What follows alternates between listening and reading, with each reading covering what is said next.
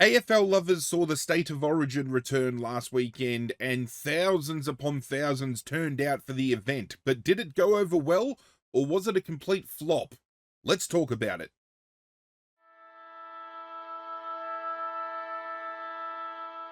What is going on, YouTube universe? Welcome on into the Hip and Shoulder, where today we are talking everything State of Origin. It went down last weekend, 58,141 people in attendance at Optus Stadium. What an event. This wasn't just an event where, it had thousands upon thousands of people turn out in real time to watch it at Optus Stadium, but the ratings on television were absolutely insane. If this isn't enough to indicate to the AFL that we want to see State of Origin return in whatever capacity moving forward, then I don't know what is. This is definitely something we are wanting, something that we're yearning for. And it's something that we're going to talk about deeply throughout this video, because I've got some personal opinions I'd like to share. I open up the comment section to you guys at home as well. If you want to discuss anything, let me know down below, because there's going to be plenty of talking points. But first and foremost, let's just talk about the energy of the game. Heading into this event, it could have been easily, misconceptualized as being a glorified EJ Whitten Legends game. We know that that is just a playful exhibition where it definitely comes across as scripted, and some people do suggest that it is scripted in many ways.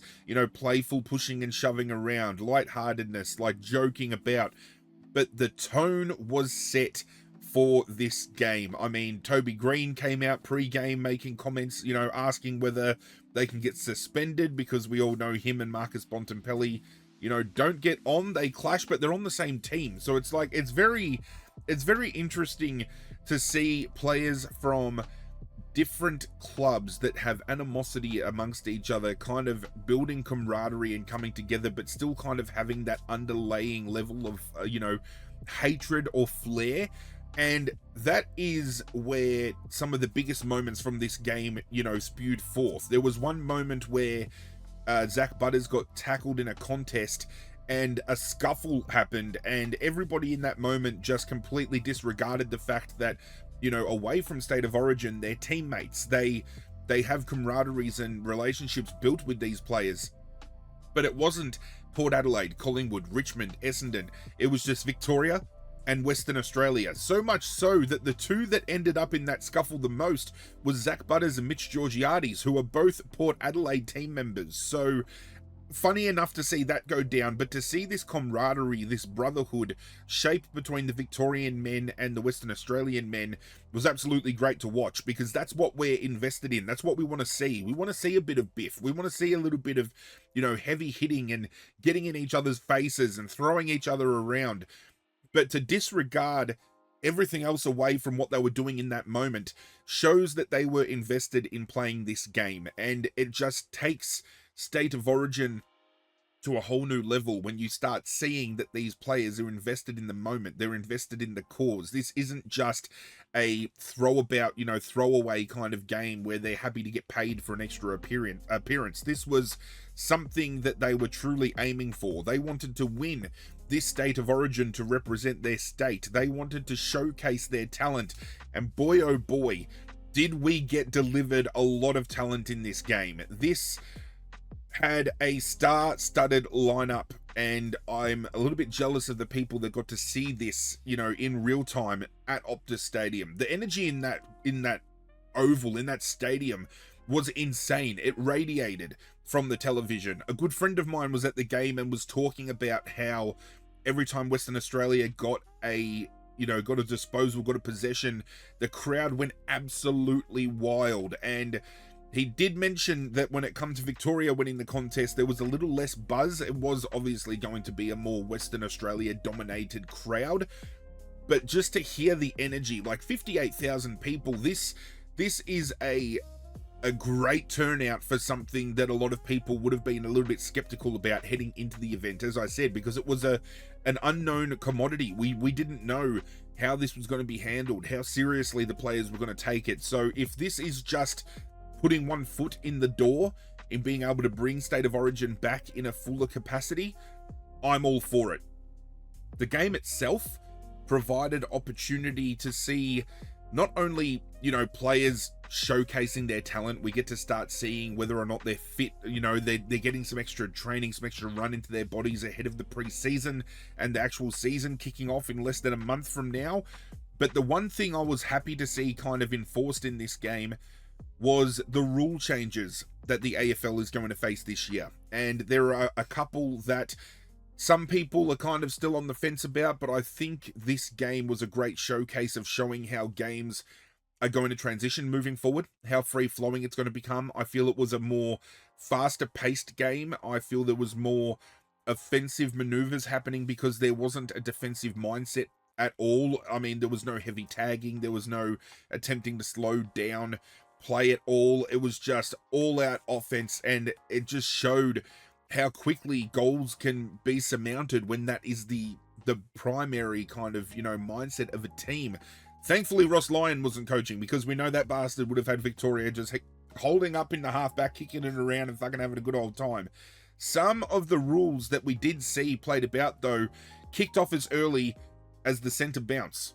But it's not a centre bounce anymore. It was a centre ball up. Now, I was under the impression initially that every game was still going to have that initial bounce to kick off the game, and then it was going to be balled up from there on in. This game started with just throwing it up straight in the air. I think that takes a little bit of AFL's theatrics out of it. It felt more like a tip-off in a basketball game than a bounce, and hearing that thud of the ball hitting the ground, there's a lot of cinema to that. And I feel we lost that a little bit with this. But the ball was thrown up. Ruckman now in the contest can't cross that center line within the ruck circle. They've got to jump at the contest and hit. So to see both Darcy Cameron and Max Gawn head-to-head run at the ball, jump up, tap it down, we started to see a shift. And obviously, you know, the umpires now aren't going to be waiting for ruck nominations around the contest anymore. They're just going to grab the ball and they're going to throw it up in the air.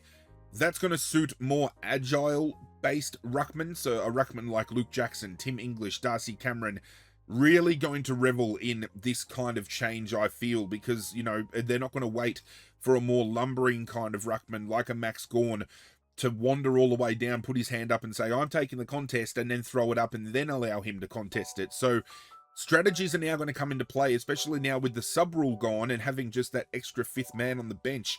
Are we going to see more ruckmen selected, so more teams using a 1-2 punch and having a rotation going on, maybe a more mobile kind of ruckman in weight while having your lead start the game? I don't know, but I think there's going to be more clubs trying it out this year. The biggest rule change that we saw, though, was the slingshot rule. Essentially, between the forward and defensive 50s, if the ball goes out of bounds, it's a last touch rule, basically. So if Victoria had the ball, comes off their hands via a kick or a handball and it goes out of bounds, Western Australia gets the return. And I believe it was that case. I think it was Bradley Hill who got the first kick in from that kind of discrepancy. And that saw a lot of more free-flowing movement in the game as well. As soon as the ball went over the line, players knew to grab it, they get the ball, they move it on. We're not waiting for ruckman to set up and nominate. We're not waiting for a boundary umpire to get around and throw it in. We're not losing seconds. The game flows a bit better. And it's actually a rule change that I can get behind. I think it's actually going to be a game changer in some games where, you know, a throw-in and contested work around the contest is going to kill time. This allows some teams that, if they're smart enough to use it in the right way, can really expose holes in a opposition's defense. You know, get the ball on quick, catch them off guard, score from a turnover. I think it's going to be huge. But we saw all of these in effect, and I think it's going to hold the game in better stead. It might take a little bit for the umpires to adjudicate it properly, and I mean, they've already got a rough enough time trying to adjudicate shit on their own, so probably going to have to be cut a little bit of slack here, unfortunately. But these rule changes that we saw implemented in this game at least gives us a good indication as to what to expect for 2026, and I think it's being held in a good light. The only other rule change that we saw kind of enforced was they're tightening the standing on the mark rule. I still feel there's room for that to be better. I mean, people accidentally encroaching on the protected area versus people that are intentionally in there and don't get called. That needs to be adjudicated a little bit better. I think there was one point where Patrick Cripps in this game was standing on the mark, leaned over a little bit more than he should have, instantly gave away a 50, and I think it was Tristan Cherry for Victoria who went back and kicked a goal.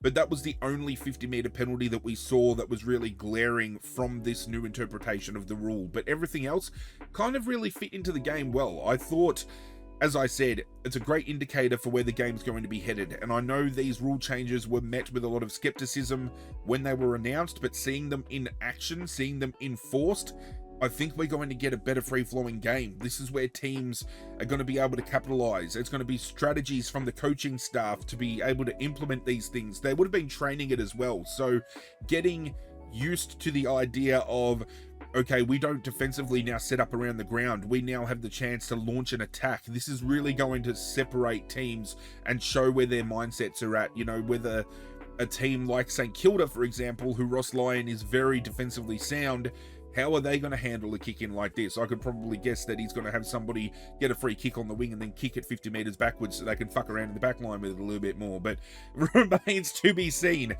Apart from that, nothing really else to report out of this game except for the glaring, the elephant in the room, and I didn't want to really touch on this early, but there were injuries to come out of this game. None more bigger than the injury sustained by Jacob Wiedering, and at that moment, when that injury happened, I playfully was sending inboxes to my mates going, well, that's it, Carlton's going to call for the end of State of Origin, because the hit that he copped, although accidental and in a contest, it looked brutal. I mean, I thought he was concussed at first. I thought it was a little bit of whiplash with his head hitting the deck.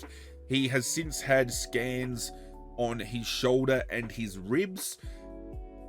In good spirits, hasn't revealed much about the injury. I think there could be a little bit more to it. I think he definitely has sustained something. Whether or not he's going to miss weeks, months, remains to be seen. Nothing official has been launched. It is just indicated on the AFL website that it was a shoulder and rib injury, but the contest was bad. I think it was Sam Collins and who was it? I think it might have been Mitch Georgiades in the same contest as him. They've all gone up for the ball. He's landed on the deck. He's had two blokes, probably in the summation combined weight of about 200 plus kilos, land on top of him, and that wouldn't have, that wouldn't have been fucking a cuddle or a tickle at all. That would have been rather nasty. I mean, he had full impact on his left shoulder. As I said, I thought his head hit the deck as well. It was a big hit. He didn't move after he hit the ground, had to be stretchered off the field, but it was good to see both Western Australia and Victorian teams come together and wish him well off the ground. At this point in time,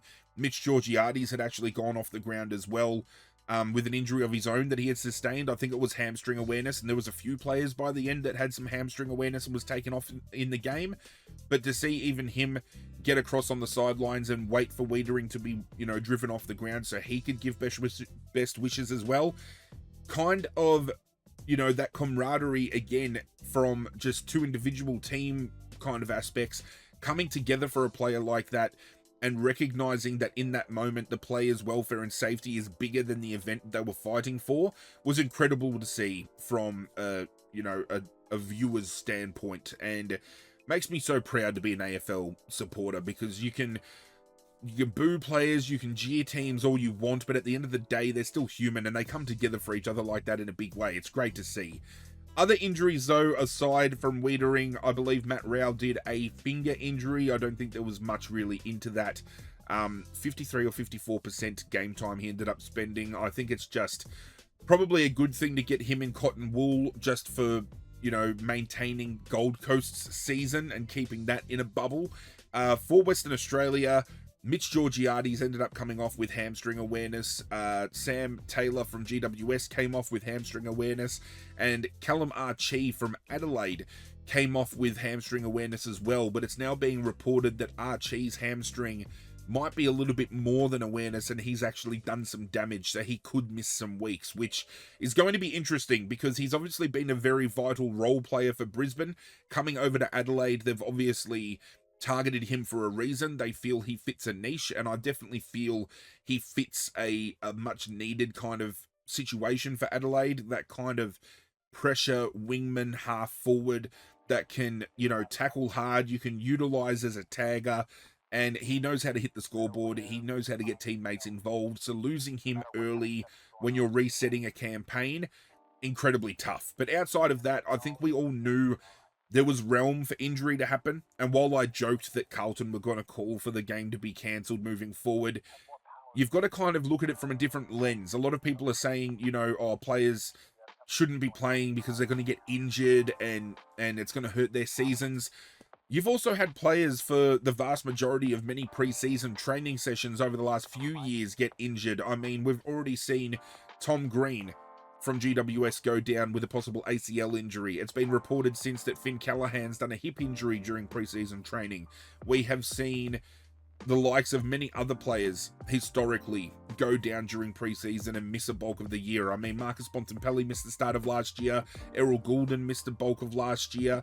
So these injuries, yes, okay, they're probably in a little bit more of a high impact situation if they're playing a game of football, but injuries are going to happen in training, in game day. You can't really pick the situation. They're always opening themselves up as athletes to potentially hurt themselves regardless of whether it's high impact or not. So unfortunate that these injuries have gone down. We just hope as supporters that they overcome these injuries and they can get better again. Obviously, best wishes with all of them that got injured, but with Jacob Wiedering, it was a really scary situation. I mean, they paused the game for that quarter, ended up running for almost 46 minutes, I think, in the end. It was a huge worry. A lot of people very, very concerned, obviously, but we now know that it's obviously not as bad as we thought. A lot of people did think concussion, shoulder and ribs, still harsh, but a lot of relief given that there's no concussion, no brain injury kind of situation we're talking about here, which I think is great.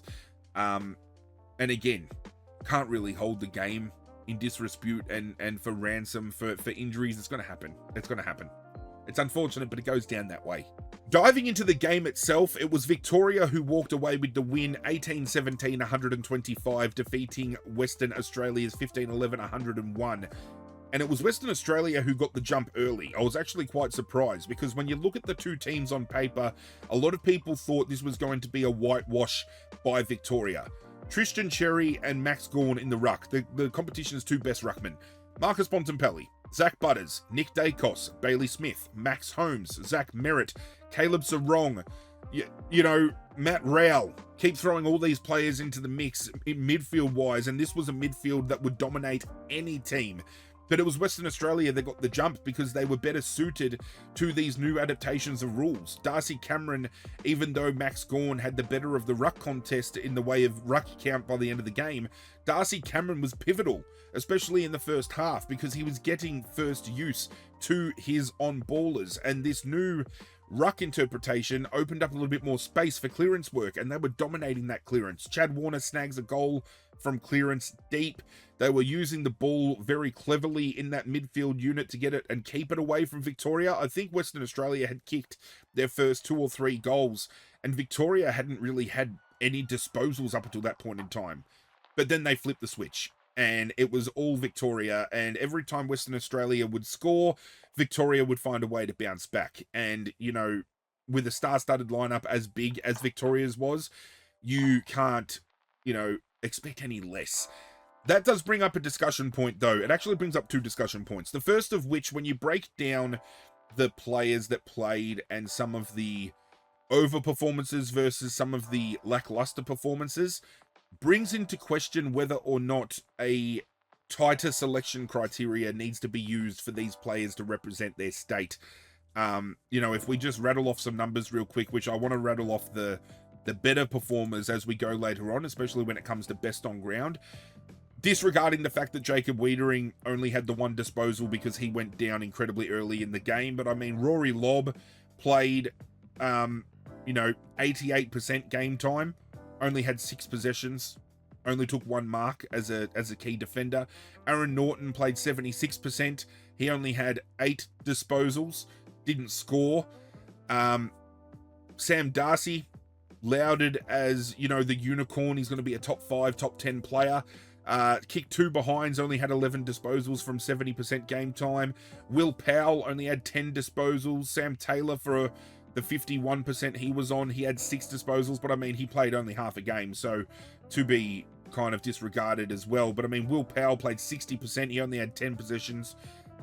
Georgiades you can kind of excuse because he only played 37% game time.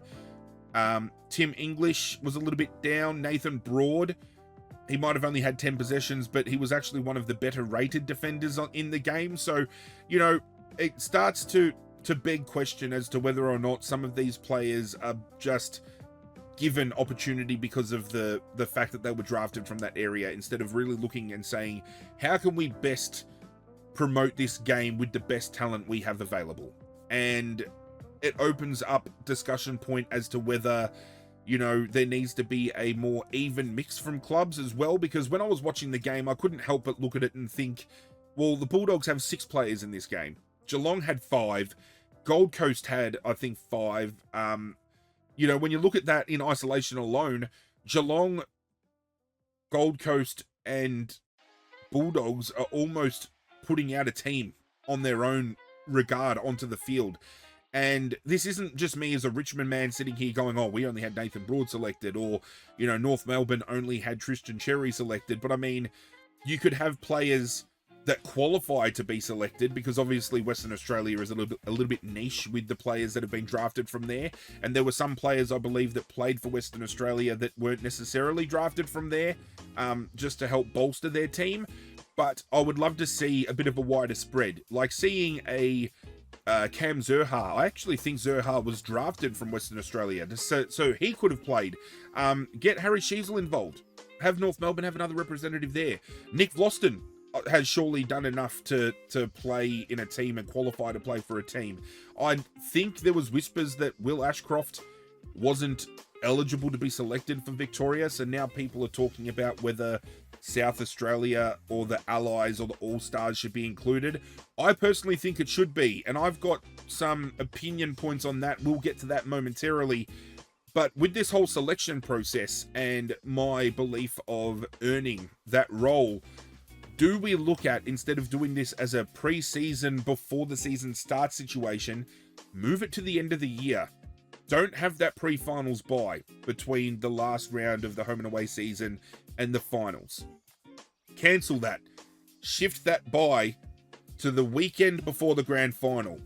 And you play State of Origin the weekend before, and you build it up as this 2-week event where you know you're going to get State of Origin 1 week and you're going to get the grand final the next. And you can make it even bigger than just having it as a 1-day event. Because if you get South Australia involved, if you get the Allies involved, you can make it a 2 to 3 day weekend event. You can make it the State of Origin weekend. You have a game on Friday night. You have a game on Saturday.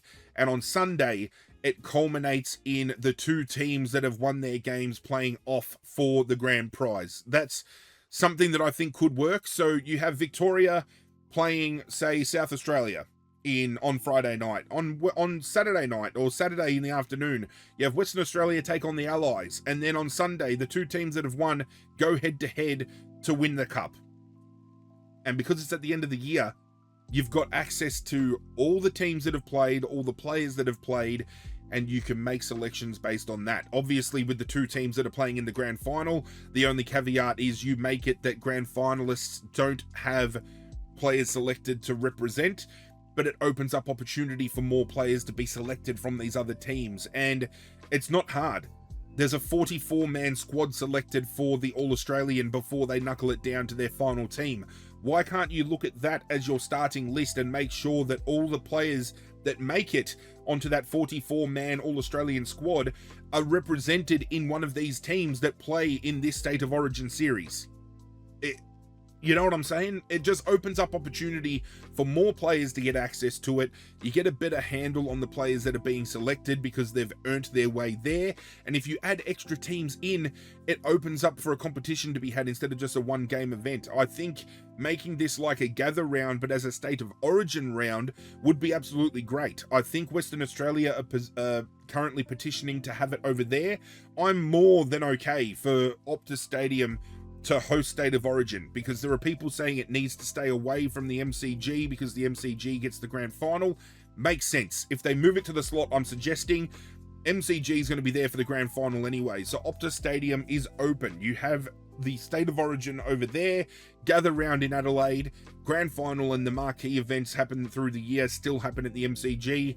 Everybody's happy. And with the emergence of Tasmania coming in, you can then look at adding Tasmania in the future as a State of Origin team perhaps, or you just utilize them with the allies or whatever the case may be. But there is room for change and room for growth, and I think the success of this game can really be built onto that. That's enough for that. That's the talking point I really wanted to knuckle down with this. But looking at statistical, breakdowns of players that performed takes us to the most controversial talking point out of this entire weekend. And that is the fact that Nick Dacos, who was clear best on ground statistically and just by watching the game, he was involved in everything, got snubbed for an award yet again. And now there are conversations being had by David King on SEN and Fox Footy and Triple M. They're all talking about it. Is Nick Dacos underrated and not being appreciated in the realm that he should be? Because he didn't win the BNF at Collingwood last year. Darcy Cameron did. He came second in the Brownlow again with games where he was having 30 and kicking 1 and 2 and couldn't even pull a 2 vote, let alone a 3 vote. And then he's best on ground quite comfortably in this game, and he gets overshadowed by Lockie Ash. Now, I can understand where talks about Lockie Ash being one of Victoria's better players on the game falls into line, because he was great for them. I mean, it wasn't just what he did with the ball, but what he did without the ball. The positioning he does defensively forces things to happen and turnovers to be created, and he's incredibly smart as a defender. But when you break down the player ratings from this game, there were 6 Victorian players better rated than Lockie Ash. There was also 5 Western Australia players rated better than Lockie Ash. And as I said, none bigger than Nick Dacos. Compare the pair. Let's talk about it. So Lockie Ash got given best on ground. On the day, he had 25 disposals, 14 kicks and 11 handballs. He had 7 marks, 498 meters gained. And then going into the more advanced statistics, as we find him down the list, he had 7 score involvements, 9 intercept possessions, ran at a disposal efficiency of 88%. Now, Nick Dacos, let's break it down. Nick Dacos had 38 disposals, kicked 1 goal 2, 20 kicks and 18 handballs was his breakdown, 9 marks, 5 tackles, 7 clearances, 679 meters gained. And breaking down the advanced statistics as we go down the list, he had 13 score involvements, 2 intercept possessions, and he ran at 71%. Only one player on the field had more score involvements, and that was Marcus Bontempelli with 15. But going through, he had the most disposals.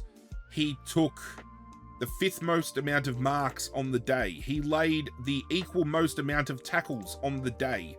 He was only beaten by Patrick Cripps in way of clearance work. He was the most meters gained, just ahead of Max Holmes. He dominated and was first in nearly every single stat around the ground and still got hard done by. And this is as a player and this is as a player who is held in so high regard. We expect great things from Nick Dacos, and this was one of those games. But again, as a supporter and a watcher, sitting back and seeing another great game snubbed still makes me question awarding these awards and what goes through the process of selection. I mean, for this particular game, it was the coaches who voted, so it wasn't like an independent board, it wasn't the umpires, it was coaches who was watching the game. So they obviously felt that Lockie Ash played a bigger role than what Nick Dacos did. I still think that's wrong, especially when we talk about the other better performers here. But With that being said, when you look at the players that were named best on for their teams, Victoria doesn't even name Toby Green, and Toby Green was the 5th best rated player on the field, and I personally felt he was one of Victoria's best. So I feel the coaches got this a little bit wrong as well, and you'll see that as we break this down. We've just spoken about Nick Dacos. Bontempelli was huge. Again, 30 disposals. We know he had the 15 score involvements, which was the most by any player on the field. 10 marks, 3 tackles, 3 clearances, 542 meters gained. He kicked 1 goal as well. Bailey Smith, doing Bailey Smith's things. 25 disposals, 8 marks, 5 tackles, 3 clearances, 344 meters gained. He kicked a goal. Zach Butters had 27, 10 marks, 2 tackles, 3 clearances, 540. He had a goal. Toby Green, 18 disposals, 11 marks, 1 tackle, 336 meters gained, 2 goals, I think as well, with the score involvements by these players. If you just give me a quick moment to bring those up. Butters had 11, Toby Green had 10 score involvements, Jack Gunston had 10 score involvements himself, Zach Merritt had 11 score involvements. They were getting involved. For Western Australia, when you break down the ratings, their highest rated player was Jesse Hogan, kicked 5 goals, was the most goals kicked by any player on the day. 13 disposals, 9 marks. Bradley Hill had 26 disposals, he took 7 marks, kicked a goal. Jordan Clark had 27 disposals, he took 6 marks, laid 2 tackles. Lawson Humphreys was a player who, heading into this game, I thought, is this Geelong tax? Is he only being selected because he's a Geelong player?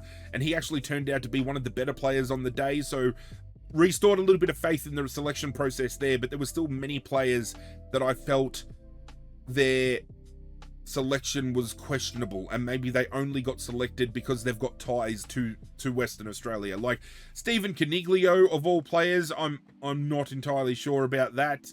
Did some good things, but was very shaky with ball in hand. Jaeger O'Meara, questionable. Cozzy Pickett had a very down game, I thought, comparatively to what we've seen in the past. And as I said, Aaron Norton, Rory Lobb, Sam Darcy, Will Powell, underwhelming, and that's where, as I said, if we look at moving forward, doing it at the end of the year, doing a better selection process, and you know, the season that we've just seen being pretty much an audition to play State of Origin, rewarding a player for their efforts. You know, you've made the All-Australian selection. You might not make the All-Australian team, but you've played well enough this year to represent your state for State of Origin. Like, it's just some confirmation and some recognition for the year that player has had. Feel free to disagree. I would love to know your thoughts in the comment section down below. But moving forward, I think those are the only changes that I'd like to see. I'd like to see a better selection process, see some other teams added into the mix, maybe doing it, as I said, as a weekend event or as a carnival instead of just a one game. I think if you can get 58,000 at one game, you get the other states involved. I think you can make it a big weekend event and make it a marquee event every year. Something to get excited about, knowing that at the end of the year, you're going to see State of Origin, you're going to see the grand final, you're getting given 2 of the best weekends of AFL football that you're going to sit back and watch for the year. I think it's great. I think it is a great thing for us potentially to see moving forward. But again, let me know what you think down below.